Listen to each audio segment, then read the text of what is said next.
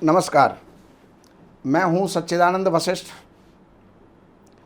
सज्जनों, हर वर्ष का राशिफल हम आपके सामने रखते आए हैं। आप वीडियो देखते आए हैं और अब हम देने का प्रयास कर रहे थे 2024 और 2024 में मिथुन राशि कैसी रहने वाली है। मिथुन राशि के लिए क्या विशेषताएं हैं, क्या कष्ट हैं, क्या परेशानी हैं, क्या सुख हैं, क्या अवरोध हैं और क्या क्या उनको जो है उपाय करने चाहिए जिससे कि पूरा का पूरा वर्ष आपके लिए सुखद और सुंदर हो। हर व्यक्ति को यह कामना है कि मेरा नया वर्ष बढ़िया जाए। पहला वर्ष जैसा भी गया, चलो परमात्मा ने जो है उसको पार किया, लेकिन नया वर्ष के लिए हर आदमी एक उत्साहित होता है, जानकारी के लिए जो है जिज्ञासा रखता है।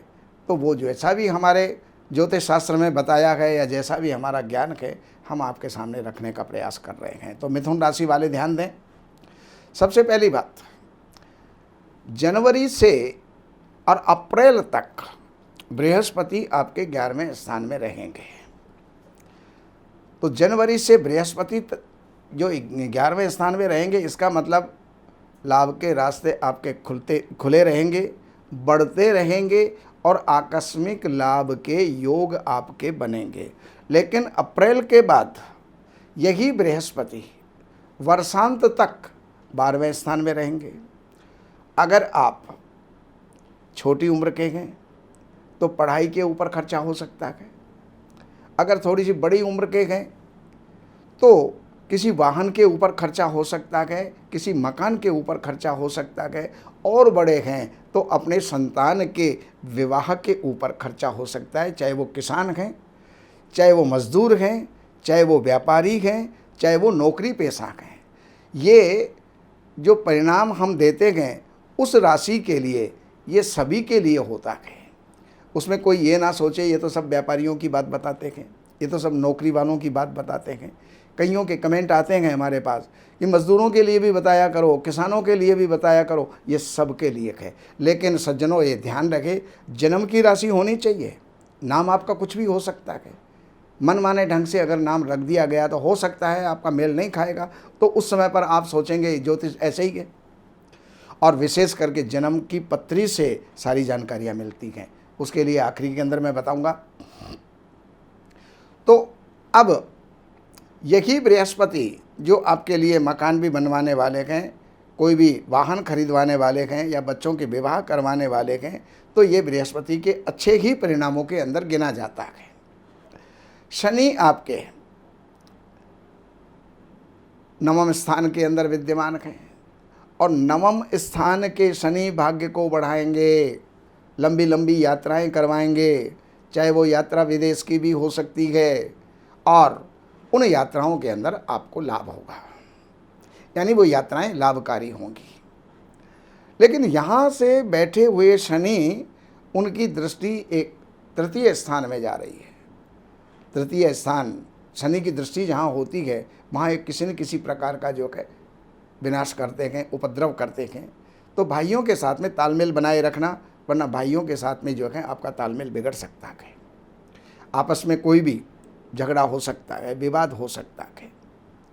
बाकी यही शनि यहाँ से बैठ करके आपके शत्रुओं का दमन करेंगे, शत्रुओं का शमन करेंगे, रोगों का शमन करेंगे, कर्जों का भी शमन करेंगे। अर्थात आर्थिक आय आपकी अच्छी होगी तो पुराने चले आ रहे कर्जे वो भी जो है आपके मिटने में आएंगे, उतरने में आएंगे।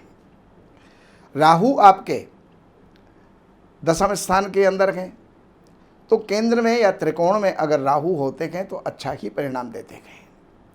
नौकरी में इजाफा होगा, यानी प्रमोशन होगा।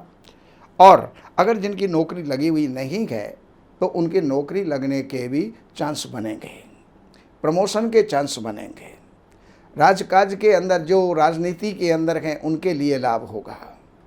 राजनेताओं को अपना जो है विशेष लाभ होगा। तो जो राजनीति के अंदर है उनको जो है मंत्री पद तक जो है इसके अंदर प्राप्त हो सकता है। इसलिए राहु को हम यहाँ पर श्रेष्ठ ही फलदायी मानेंगे। लेकिन राहु की दृष्टि जो है वो बड़ी खराब होती है। अब यहाँ से विद्यमान राहु आपके द्वितीय स्थान के ऊपर इनकी दृष्टि जाती है, तो द्वितीय स्थान कुटुंब का है, धन का है। किसी न किसी कारण से जो जुड़ा हुआ धन है वो किसी न किसी काम में लगाया जा सकता है, इसलिए उस धन को बचा करके रखना, कहीं इन्वेस्टमेंट करने से बचना। बाकी ये राहु ऋण और रोग और शत्रुओं का पूरी तरह से शनि की तरह ये शमन भी करेंगे। तो कुल मिलाकर के ये वर्ष आपका अच्छा जाएगा। बाकी अब मासिक फल मैं आपको देता हूँ। जनवरी के महीने में, जनवरी का जो महीना है वो थोड़ा सा स्वास्थ्य के लिए, विशेषकर 15 जनवरी के बाद स्वास्थ्य के लिए थोड़ा सा चिंताजनक रहेगा। तो उसके लिए आपको जो है थोड़ा सा अपना सावधान रहना है, सूर्य का दान वगैरह करना है। और फरवरी का महीना 13 फरवरी से लेकर के और एक महीना वो आपके लिए बहुत अच्छा, नवम स्थान के अंदर सूर्य होंगे। फिर अप्रैल के अंदर यही सूर्य आपके जो है राज्य स्थान के अंदर पहुंच जाएंगे, जो कि राजकीय स्थिति में बहुत एकदम से जो है उछाल लाएंगे। अगर कारोबार है तो उसमें भी उछाल होगा, राजनीति में है तो उसमें भी उछाल होगा, और नौकरी में है तो उसमें भी उछाल होगा, अर्थात प्रमोशन होगा। और जिनकी नौकरी नहीं लगी है उनके नौकरी के भी चांस बन सकते हैं। यही बृहस्पति, यही सूर्य जब आपके 14 अप्रैल को उच्च राशि के एकादश स्थान के अंदर चले जाएंगे, तो एकादश स्थान में उच्च राशि में होंगे, तो जो उच्च का है उसका तो कहना ही क्या है। अच्छे लाभ के आसार आपके बनेंगे। कोई भी रुका हुआ धन है वो आपको प्राप्त हो सकता है। आकस्मिक रूप से आपको धन की प्राप्ति हो सकती है, तो उसका जो है आप लाभ उठाएं। लेकिन मई के महीने में 15 मई के बाद का एक महीना अपने हाथ को भींच के रखें, क्योंकि उसके अंदर आपका कोई नुकसान हो सकता है। किसी को कुछ दिया जा सकता है जो कि डूब जाए, कहीं लगा दिया जाए तो वो पैसा रुक जाए। तो ऐसी स्थिति में इस महीने के अंदर इन्वेस्टमेंट और देन लेन आप ना करें तो आपके लिए हितकर होगा।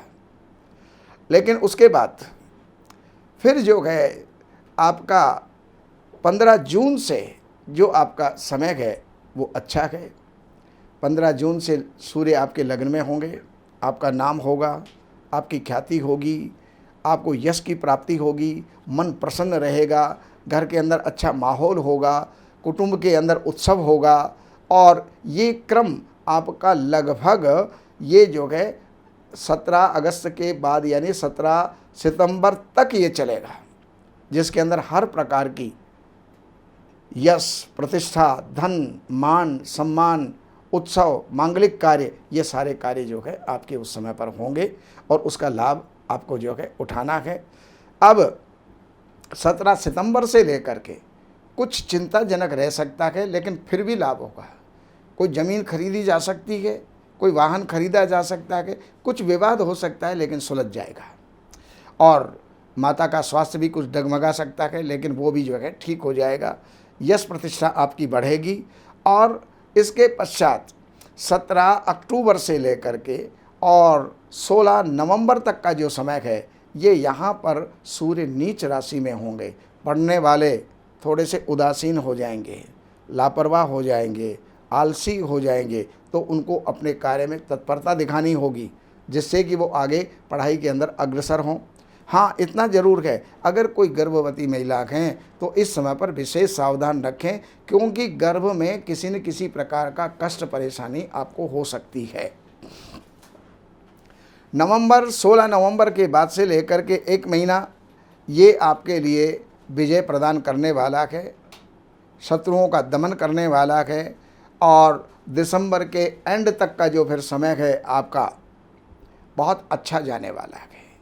कोई मांगलिक कार्य, कोई वैवाहिक संबंध, व्यापार की शुरुआत, व्यापार की बढ़ोतरी, ये सारे कार्य आपके होंगे। और हम ईश्वर से कामना करते हैं कि पूरे वर्ष आप आनंद के साथ आपके साथ में गुजरता हुआ और पूरा वर्ष आपको वृद्धि को प्राप्त हो, आप जो है उन्नति को प्राप्त हो, यही ईश्वर से हमारी कामना है। बाकी और कोई जानकारी के लिए आपको अगर इच्छा है तो इन नंबरों के ऊपर संपर्क करके, कार्यालय से अपॉइंटमेंट लेकर के, कार्यालय की सेवाएं अर्पण करके, और आप जो भी कुछ जानना चाहते हैं 5 चीज़ें आपके पास होनी चाहिए। जन्म की तारीख, महीना, सन, समय और जन्म स्थान। अगर ये आपके पास में है तो आप संपर्क करके लाभ उठा सकते हैं। नमस्कार।